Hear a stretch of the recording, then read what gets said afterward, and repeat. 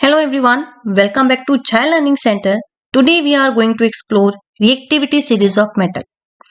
Before we dive into our video, I want to hear from you.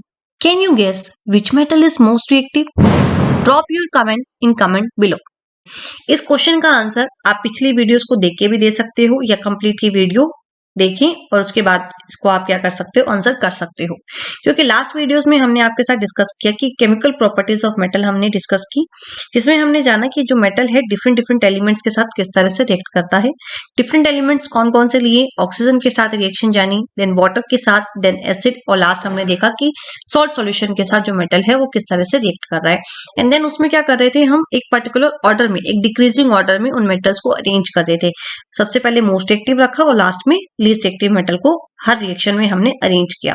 तो बच्चे आज का जो वीडियो है वो क्या है, आपका रिएक्टिविटी सीरीज। तो शुरू करते हैं अपना आज का video without wasting a single minute. तो रिएक्टिविटी सीरीज, तो बच्चे सीरीज क्या होती है? सीरीज क्या है? एक पर्टिकुलर ऑर्डर में अरेंज करना। किसको अरेंज करेंगे? मेटल्स की बात हो रही है तो मेटल्स को ही क्या करेंगे, हम अरेंज करेंगे। किसके बेसिस पे? रिएक्टिविटी के बेसिस पे। आगे लिखा है रिएक्टिविटी, तो उसी सीरीज को क्या बोलेंगे, रिएक्टिविटी सीरीज। तो रिएक्टिविटी सीरीज क्या हो गई बच्चे, ये एक मेटल की लिस्ट होगी जिसमें मेटल को अरेंज किया जाता है डिक्रीजिंग ऑर्डर में on the basis of their reactivity. So let us take a look at the series itself. It starts from most active metal to the least active metal, and it contain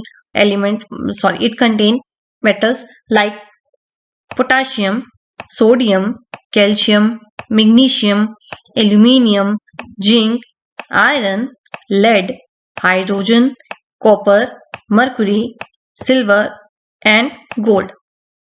तो ये आपकी शुरू होती है most active metal से least active metal. तो बच्चे इसको पढ़ने का फायदा क्या है? आप इस टॉपिक को क्यों पढ़ रहे हो, रिएक्टिविटी सीरीज को? आपको क्यों पता होना चाहिए कि मोस्ट एक्टिव मेटल कौन सा है और लेस एक्टिव मेटल कौन सा है? क्योंकि ये बहुत ही ज्यादा क्रूशियल रोल प्ले करती है, जो आपको हेल्प करेगी प्रिडिक्ट करने में। क्या प्रिडिक्ट करने में? कि जब केमिकल रिएक्शंस अक्कर होंगी उसमें प्रोडक्ट क्या फॉर्म होने वाला है, और स्पेशली कौन सी रिएक्शन, डिस्प्लेसमेंट रिएक्शन।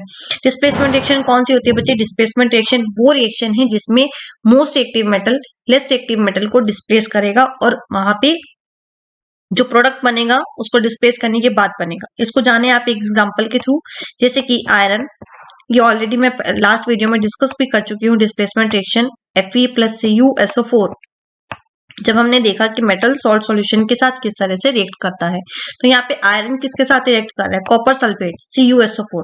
तो अब आपने वहां पे जाना कि जो आयरन है ये क्या करेगा, कॉपर को डिस्प्लेस करेगा और क्या फॉर्म करेगा, प्रोडक्ट क्या बनने वाला है, FeSO4। तो यहाँ पे इसने आयरन ने क्या किया, इस कॉपर को इसकी पोजीशन से डिस्प्लेस कर दिया और क्या बनाया, FeSO4, iron sulphate, ferrous sulphate. Okay, कैसे बनाया? अब यहाँ पे आप देखोगे कि जो आयरन है वो मोस्ट एक्टिव है। मोस्ट एक्टिव होने की वजह से ये इस लेस एक्टिव मेटल को क्या करेगा, डिस्प्लेस करेगा। देखिए अब ये आपको रिएक्टिविटी सीरीज गिवन है, तो यहाँ पे आयरन ये प्रेजेंट है और कॉपर यहाँ पे प्रेजेंट है, और रिएक्टिविटी सीरीज क्या कर रही है, आपकी डिक्रीज कर रही है। यानी iron is most active and copper is less active. तो आयरन मोस्ट एक्टिव होने की वजह से कॉपर को डिस्प्लेस करेगा और क्या फॉर्म कर दिया इसने, FeSO4, और साथ में क्या बना, कॉपर। और इस रिएक्शन को क्या बोला जाता है, डिस्प्लेसमेंट रिएक्शन बोला जाता है।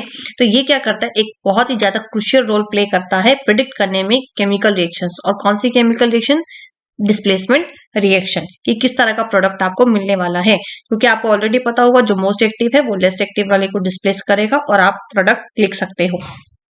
दूसरा आपको हेल्प करता है कि यहाँ पे ये जो रिएक्शन हो रही है, जो रिएक्टिविटी सीरीज है, ये आपको समझने में हेल्प करती है। इसकी जो प्रैक्टिकल एप्लीकेशंस है, इंडस्ट्रीज में काफी ज्यादा इसका यूज है। मेटलर्जी से लेके केमिकल रिएक्शन के जो प्रोडक्ट है, जो आउटकम्स प्रोडक्ट करनी है, वो किसके ऊपर डिपेंड करती हैं, रिएक्टिविटी सीरीज के ऊपर डिपेंड करती हैं। तो understanding the practical applications in various industries, it has बहुत ही ज्यादा इसकी एप्लीकेशन है।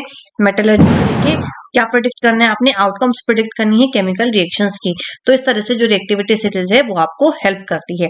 बच्चे अब क्या आपको ये सारे एलिमेंट्स ऐसे लर्न हो सकते हैं? तो इस सबको लर्न करने की एक शॉर्टकट ट्रिक है, एक निमोनिक है जिसके थ्रू आप इसको लर्न कर सकते हो। तो वो निमोनिक क्या है, काफी फनी सा निमोनिक है और आपको लर्न भी हो जाएगा। क्या है?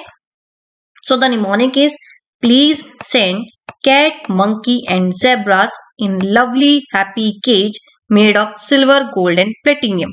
कौन कौन से एनिमल्स की बात की है? कैट, मंकी और ज़ेब्रास। कहाँ रहते हैं? अपने केज में रहते हैं, हैप्पीली रहते हैं, खुशी से रहते हैं, ठीक है। तो आप क्या करो, इन सभी मंकीज को, ज़ेब्रास को और कैट को कहाँ भेज दो? इनके केज में भेज दो, इनके घर में भेज दो, जो किससे बना है? सिल्वर, गोल्ड और प्लेटिनम से बना है। तो जब सोने चांदी के घर होंगे तो वो खुशी खुशी वहां पे रहना पसंद करेंगे। तो please send cat, monkey and zebras in lovely happy cage which is made up of silver, gold and platinum. Now here P represents for the potassium, S represents for the sodium, C represent Ca for the calcium, M for the magnesium, A for aluminium, Z for zinc, I for iron, L for lead और H for hydrogen, C for copper, M mercury, silver, gold and platinum. ठीक है बच्चे, तो इस तरह से ये reactivity क्या करेगी? डिक्रीज करेगी और आप इसको इस निमोनिक के थ्रू लर्न कर सकते हो। बहुत ही इजी है, बहुत ही सिंपल है। आपने क्या करना है? कैट, मंकीज और ज़ेब्रास को कहाँ भेजने हैं? उनके घर में भेजने कि तुम अपने घर में जाओ, अपने केज में जाओ, वहां पे खुशी खुशी रहो, हैप्पीली रहो, जो किससे बनी है? सिल्वर, गोल्ड और प्लेटिनम से। तो बच्चे this question is based on the activity series जो मैंने आपके साथ अभी डिस्कस की है, उसके बेसिस पे आपने इस क्वेश्चन को आंसर करना है, तो आपको पूरा कंप्लीट क्लियर हो जाएगा। तो क्या आपको गिवन है यहाँ पे कि आपको 4 सैंपल गिवन है A, B, C and D। आपने क्या किया? इनको 1 बाय 1 एक सॉल्यूशन में ऐड किया है और जो रिजल्ट मिला ये टेबल फॉर्म में आपको यहाँ पे शो किया गया है। 4 metal A, B, C, D इनकी रिएक्शन कराई आयरन सल्फेट के साथ, कॉपर सल्फेट के साथ, zinc sulphate and silver nitrate. तो जब मेटल A की आपने रिएक्शन कराई है, एक बार मैं पहले यहाँ पे रिएक्टिविटी सीरीज लिख देती हूँ। जो जो एलिमेंट्स गिवन है मैं इसी को अरेंज कर रही हूँ।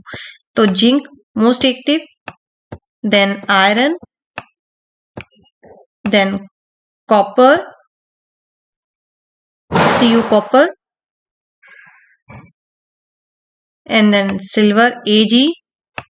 ओके तो ये 4 एलिमेंट्स हैं। तो यहाँ पे मैंने इसको अरेंज कर दिया। जिंक मोस्ट एक्टिव है और जो सिल्वर है वो लेस एक्टिव है। तो इन्हीं के बेसिस पे क्या करने वाले हैं? इस क्वेश्चन को हम सॉल्व करने वाले हैं। तो आपने देखा फर्स्ट क्या है? जब मेटल ए को आपने रिएक्ट कराया, मेटल ए को आयरन के साथ आप रिएक्ट कराते हो FeSO4 के साथ, तो आपने देखा किसी तरह की कोई भी रिएक्शन फॉर्म नहीं हुई। Okay done. नेक्स्ट, जब आपने इसको कॉपर के साथ रिएक्ट कराया तो इसने क्या किया? कॉपर को डिस्प्लेस कर दिया। डिस्प्लेस कर दिया यानी ए क्या है? मोस्ट एक्टिव मेटल है। किससे? कॉपर से। तो यानी कि आयरन से तो लेस रिएक्टिव है और कॉपर से क्या है? आपका मोर रिएक्टिव है। तो या ए कहाँ आ गया? आपका ए मेटल आ गया यहाँ पर। देन बी ने क्या किया? जब बी को आपने FeSO4 के साथ रिएक्ट कराया तो आपने देखा किसने FeSO4 को डिस्प्लेस कर दिया। डिस्प्लेसमेंट रिएक्शन शो की है। तो डिस्प्लेसमेंट रिएक्शन में तो मोस्ट एक्टिव मेटल लेस को डिस्प्लेस कर देता है। तो बी जो है वो मोस्ट एक्टिव है। किससे? आयरन से। तो आयरन यहाँ पे आते हैं तो बी कहाँ आएगा? बी मेटल आएगा आयरन से ऊपर, क्योंकि ये इसको डिस्प्लेस कर रहा है। ओके सी किसी तरह की कोई रिएक्शन शो नहीं करता। ये सिर्फ सिल्वर नाइट्रेट में रिएक्शन शो करेगा। क्या शो करेगा? Displacement reaction. यानी सिल्वर नाइट्रेट सिल्वर से क्या होगा? ज्यादा रिएक्टिव होगा, मोर रिएक्टिव होगा। तो सिल्वर कहाँ है आपका? यहाँ पे। तो सिल्वर इज मोर रिएक्टिव। तो ये आ गया आपका यहाँ पे सी एलिमेंट। डी किसी भी तरह की कोई भी रिएक्शन शो नहीं करता। तो डी क्या है आपका? सबसे लेस रिएक्टिव है, सबसे लास्ट में आएगा। तो अब आप यहाँ पे इसको आंसर कर सकते हो। तो आपसे पूछा है कि which metal is most active metal. सबसे टॉप पे कौन सा है आपका? बी। तो बी जो है B metal is most active.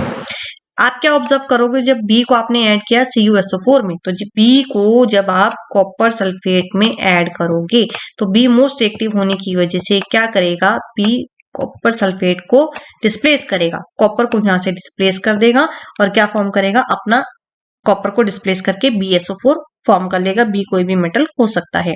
Then आपने इसको अरेंज करना है डिक्रीजिंग ऑर्डर में। तो डिक्रीजिंग ऑर्डर में इसको अरेंज कर दीजिए। यहाँ पे मैं अरेंज कर देती हूँ।